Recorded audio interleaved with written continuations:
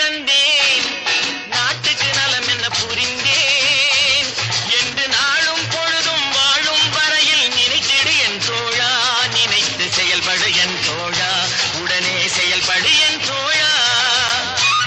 குடிச்சு உடம்ப கெடுத்துக்கிட்டு வீணா பொழுத போக்குறீங்களே, இந்த நேரத்துல நாட்டுக்கு ஏதாவது நல்லது செய்யக்கூடாதா?